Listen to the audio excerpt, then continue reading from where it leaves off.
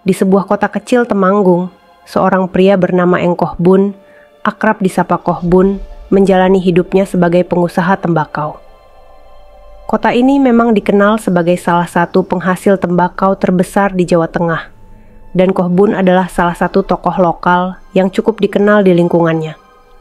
Kehidupannya tampak seperti pria pada umumnya, menjalankan usaha, berkeluarga, dan bersosialisasi dengan orang-orang di sekitarnya. Tapi siapa sangka, di balik rutinitas harian yang sederhana itu, sebuah tragedi mengerikan tengah mengintai. Koh Bun memiliki kisah hidup yang cukup berwarna. Ia menikah pertama kali pada tahun 1994 dengan seorang wanita asal Salatiga. Dari pernikahan itu, mereka dikaruniai 2 anak.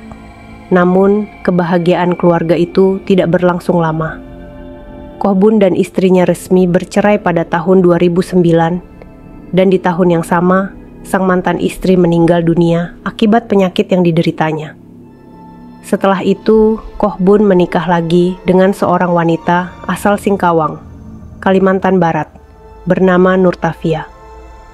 Pernikahan kedua ini penuh dengan dinamika.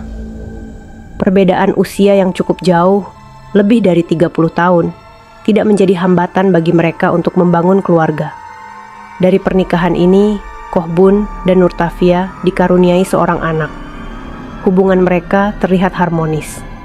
Koh Bun bahkan mempercayakan banyak urusan keuangan dan bisnis kepada sang istri, termasuk kartu ATM yang sepenuhnya dipegang Nurtafia. Bagi orang luar, rumah tangga ini tampak baik-baik saja. Namun, benarkah demikian? Kehidupan Koh Bun sehari-hari memang terusat pada bisnisnya, terutama dalam jual beli tembakau. Ia juga dikenal menjual pupuk tanaman. Dalam menjalankan bisnisnya, Koh Bun mempekerjakan seorang sekretaris bernama Ayu sejak tahun 2015.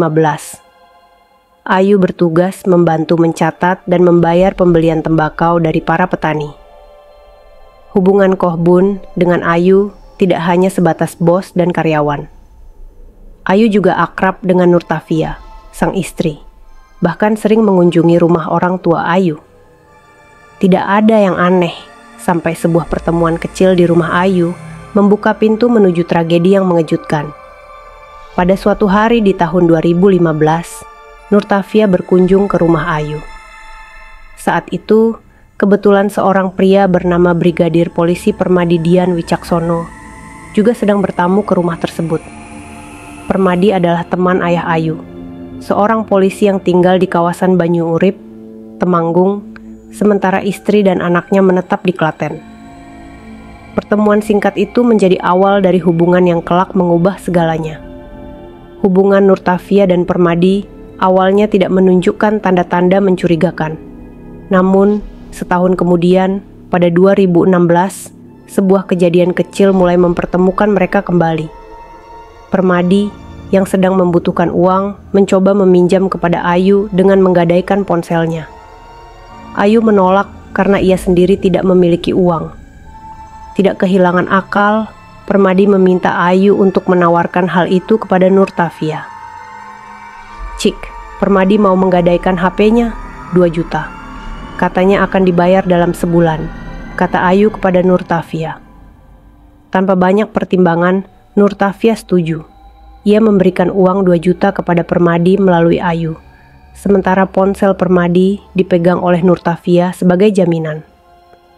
Waktu berlalu dan saat jatuh tempo, Permadi hanya mampu membayar 1 juta, setengah dari jumlah yang dijanjikan. Awalnya, Nurtafia memaklumi keterlambatan itu, tetapi Permadi menggunakan kesempatan ini untuk meminta nomor ponsel Nurtafia agar komunikasi lebih mudah. Ayu, yang tidak merasa curiga, meminta izin kepada Nurtafia sebelum memberikan nomor tersebut. Keputusan kecil ini, yang tampak sepele, menjadi awal dari hubungan yang berbahaya. Sebelum dilanjut, jangan lupa untuk like, komen, dan subscribe channel Eva Bercerita. Karena kamu tidak sedang memperkaya Raffi Ahmad ataupun Baim Wong, kamu hanya sedang membantu mahasiswa yang sedang mencari tambahan uang untuk biaya kuliahnya. Seiring waktu, komunikasi antara Nurtafia dan Permadi semakin intens. Apa yang awalnya hanya obrolan biasa, perlahan berubah menjadi percakapan istimewa. Keduanya mulai menjalin hubungan asmara. Nurtafia, meskipun memiliki kehidupan pernikahan yang stabil dengan Kohbun, tampaknya tergoda oleh pesona Permadi yang usianya jauh lebih muda. Sementara itu, Permadi merasa tidak bahagia dalam pernikahannya sendiri. Hubungan terlarang ini menjadi semakin panas, hingga Nurtafia rutin mengunjungi Permadi di kosnya di kawasan Banyu Urip setiap minggu. Namun, hubungan mereka tidak bisa berjalan tanpa hambatan. Keinginan untuk menikah siri muncul di akhir tahun 2018. Tetapi hal itu terhalang oleh fakta bahwa Nurtafia masih berstatus istri Kohbun. Keinginan Permadi dan Nurtafia untuk bersama semakin kuat, tetapi mereka tahu satu-satunya cara untuk mewujudkannya adalah dengan melenyapkan penghalang terbesar dalam hidup mereka, Kohbun. Pada titik ini, niat untuk menyingkirkan Kohbun mulai direncanakan dengan matang. Upaya pertama mereka adalah menggunakan metode mistis, santet. Nurtafia memberikan uang 10 juta kepada Permadi untuk membayar seorang dukun. Namun, hasilnya nihil. Kohbun tetap sehat dan menjalani hidupnya seperti biasa. Gagal dengan kekuatan metafisik, mereka pun beralih ke cara yang lebih keji, pembunuhan fisik. Keduanya sepakat bahwa Kohbun harus dihilangkan dari muka bumi, tetapi mereka tidak ingin melakukannya sendiri. Solusinya? Menyewa jasa pembunuh bayaran. Rencana ini bukan hanya sebuah niat gelap semata, tetapi langkah pertama menuju salah satu kasus pembunuhan paling menggemparkan di Temanggung. Apa yang terjadi selanjutnya adalah perjalanan panjang yang mengungkap sisi gelap dari hubungan manusia, keserakahan, dan pengkhianatan. Setelah upaya menggunakan kekuatan mistis gagal, Nurtafia dan Permadi memutuskan untuk mengambil jalan yang jauh lebih berbahaya dan keji, pembunuhan fisik. Bagi keduanya, Kohbun bukan sekadar penghalang hubungan, melainkan sebuah rintangan yang harus disingkirkan dengan cara apapun. Namun, mereka tidak ingin tangan mereka sendiri yang kotor. Maka, pasangan ini menyusun rencana dengan melibatkan pihak ketiga, seseorang yang mereka anggap bisa melakukan pekerjaan kotor tersebut tanpa menimbulkan kecurigaan. Permadi mulai mencari orang yang bersedia menjadi eksekutor. Pencarian ini membawanya kepada seorang buruh bangunan bernama Wiji Indarto, yang dikenal sering mengambil pekerjaan serabutan untuk mendapatkan uang tambahan. Dalam sebuah pertemuan di kos Permadi, Wiji diperkenalkan kepada rencana keji tersebut. Permadi menawarkan bayaran besar, yaitu 25 juta hingga 30 juta, sebagai imbalan untuk menghabisi Kohbun. Tanpa banyak pertimbangan, Wiji menyanggupi tugas tersebut, tetapi dengan satu syarat, kendaraan harus disediakan untuk mempermudah aksinya. Permadi segera menyewa sebuah mobil Daihatsu Xenia, seharga 3 juta per minggu sebagai bagian dari rencana ini. Wiji pun mengajak temannya, Rizal alias Ambon, untuk membantunya. Awalnya, Ambon menolak karena merasa risikonya terlalu besar.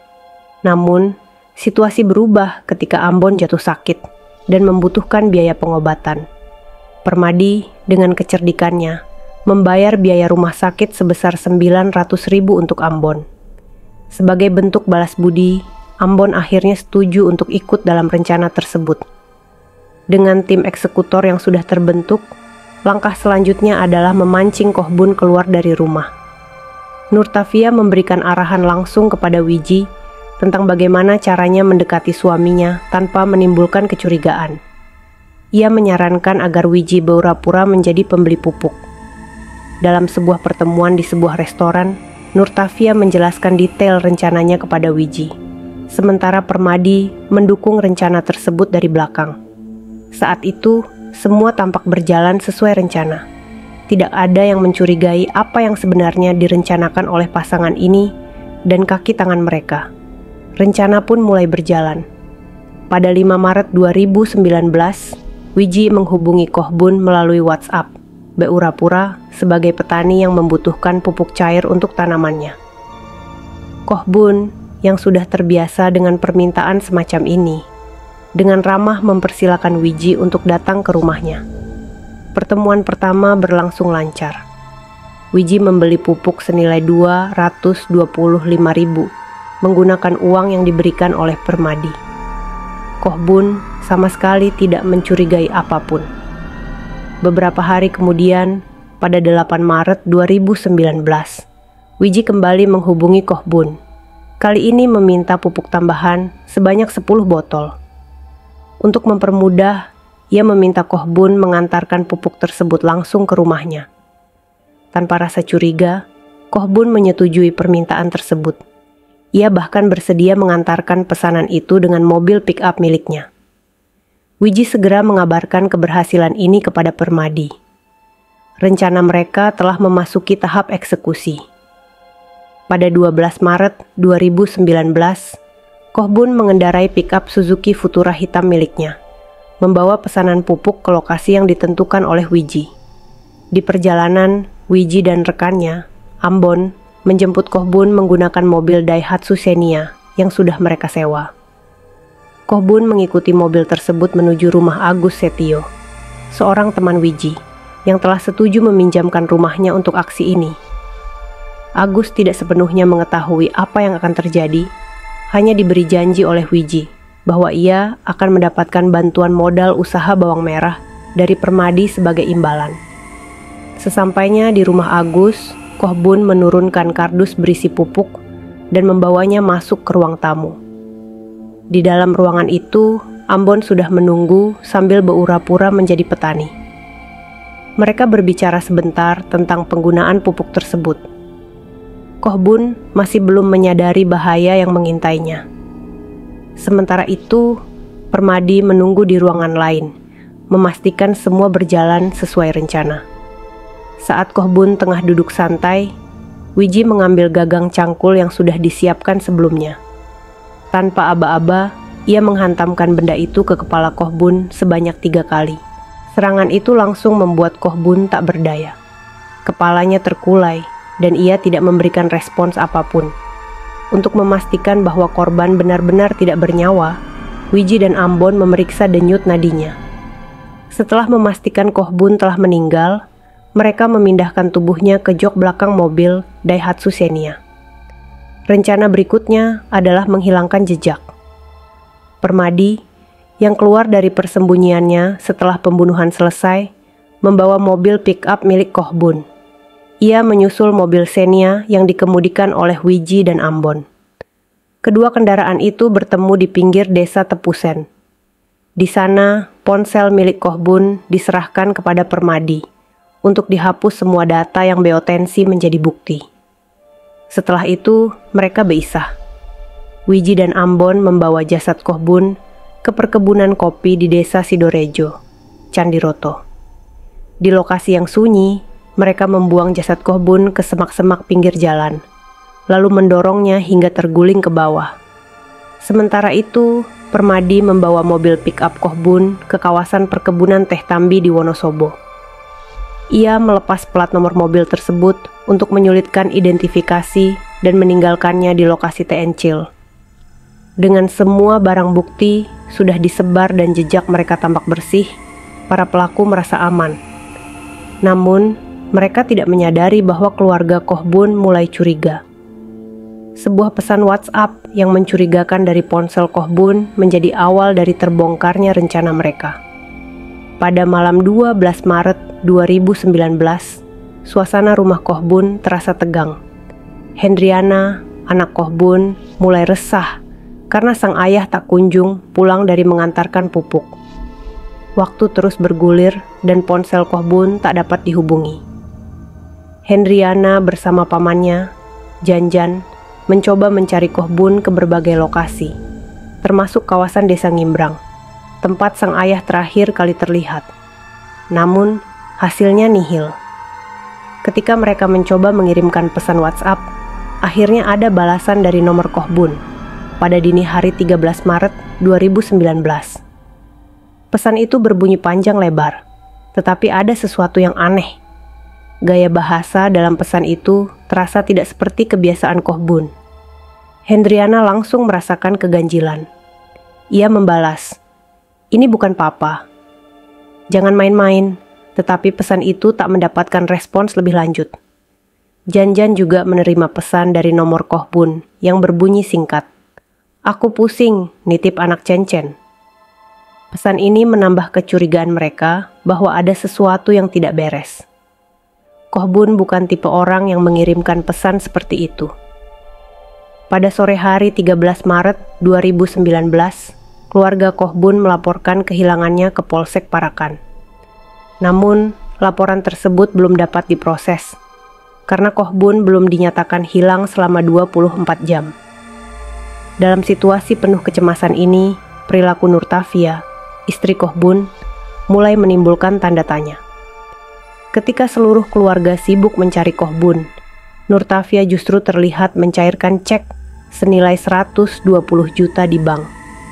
Kejanggalan ini segera menjadi perhatian keluarga.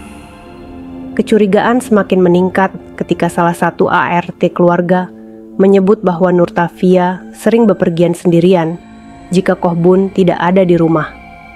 Selain itu, Koh Bun sempat curhat kepada adiknya bahwa pengeluaran rumah tangga mereka menjadi lebih boros dalam beberapa bulan terakhir. Keluarga akhirnya memutuskan untuk menginterogasi Nurtafia.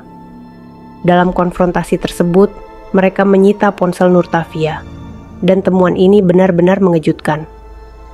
Terdapat foto-foto mesra Nurtafia dengan seorang pria berseragam polisi, lengkap dengan nama di dada, Permadi Dian Wicaksono. Tidak ada lagi ruang bagi Nurtafia untuk berkelit. Di bawah tekanan keluarga, ia mengakui bahwa Permadi adalah kekasihnya, dan mereka telah menjalin hubungan selama 2 tahun.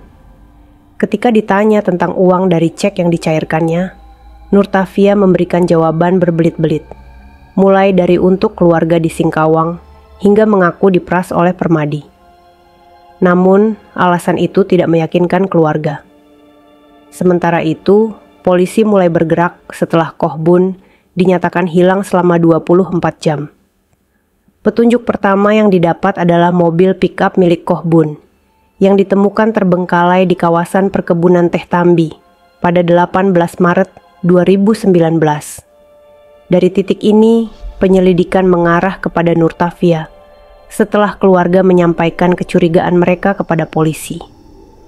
Ketika polisi menyita ponsel Nurtafia, bukti-bukti berupa foto dan percakapan mesra dengan Permadi menjadi kunci dalam kasus ini. Saat diinterogasi, Nurtafia akhirnya mengakui bahwa ia dan Permadi adalah dalang di balik pembunuhan Koh Bun.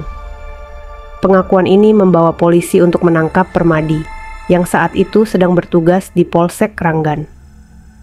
Permadi tidak bisa mengelak lebih jauh dan mengungkapkan bahwa mereka telah menyewa jasa Wiji Indarto dan Rizal alias Ambon sebagai eksekutor. Polisi bergerak cepat untuk menangkap Wiji, Ambon, dan Agus Setio, pemilik rumah tempat eksekusi berlangsung. Ketiga pelaku ini tidak banyak memberikan perlawanan dan bahkan menunjukkan lokasi tempat jasad Koh Bun dibuang. Di semak-semak kawasan perkebunan kopi desa Sidorejo, jasad Koh Bun akhirnya ditemukan dalam kondisi mengenaskan. Tubuhnya telah rusak akibat proses pembusukan selama seminggu. Penemuan ini menjadi pukulan berat bagi keluarga Koh Bun, yang tidak menyangka tragedi ini direncanakan oleh orang yang paling dekat dengan korban. Kasus ini akhirnya sampai di meja hijau. Persidangan digelar di Pengadilan Negeri Temanggung dengan menghadirkan kelima pelaku. Dalam sidang, terungkap bagaimana Nurtafia dan Permadi merencanakan pembunuhan dengan detail, mulai dari upaya santet hingga penyewaan pembunuh bayaran. Wiji dan Ambon menceritakan bagaimana mereka melaksanakan eksekusi dengan dingin, sementara Agus Setio mengakui bahwa ia tidak tahu rencana tersebut sedetail itu, tetapi tetap memberikan tempat untuk aksi keji tersebut. Pada November 2019, majelis hakim menjatuhkan vonis kepada para terdakwa. Permadi Dian Wicaksono, yang telah dicopot dari jabatannya sebagai brigadir polisi, bersama Nurtafia dan Wiji Indarto, dijatuhi hukuman 20 tahun penjara. Rizal alias Ambon, yang dianggap hanya sebagai pembantu, divonis 18 tahun penjara, sementara Agus Setio mendapatkan hukuman 7 tahun penjara. Namun, vonis ini tidak sepenuhnya memuaskan keluarga Kohbun. Bagi keluarga, hukuman tersebut tidak sebanding dengan kejahatan yang dilakukan para terdakwa. Mereka berharap hukuman maksimal, yaitu penjara seumur hidup, dijatuhkan kepada para pelaku. Perasaan dikhianati oleh orang terdekat menambah luka yang sulit disembuhkan. Kohbun, seorang suami, ayah, dan pengusaha yang baik, telah menjadi korban dari rencana jahat yang dirancang oleh istrinya sendiri. Kasus ini meninggalkan luka mendalam bagi keluarga dan komunitas di Parakan. Tragedi ini menjadi peringatan kelam bahwa pengkhianatan dan keserakahan dapat menghancurkan kehidupan seseorang secara brutal. Bagi keluarga besar Kohbun, kesedihan itu masih membekas, bersama pertanyaan yang tak pernah terjawab. Bagaimana seseorang yang dipercayai sepenuhnya bisa menjadi dalang dari kehancuran hidupnya? Terima kasih untuk semua yang telah memberikan like dan subscribe. Saya berdoa semoga Tuhan membalas kebaikan kalian dengan pahala yang berlipat, dilimpahi kebahagiaan, kesuksesan, dan rezeki yang melimpah.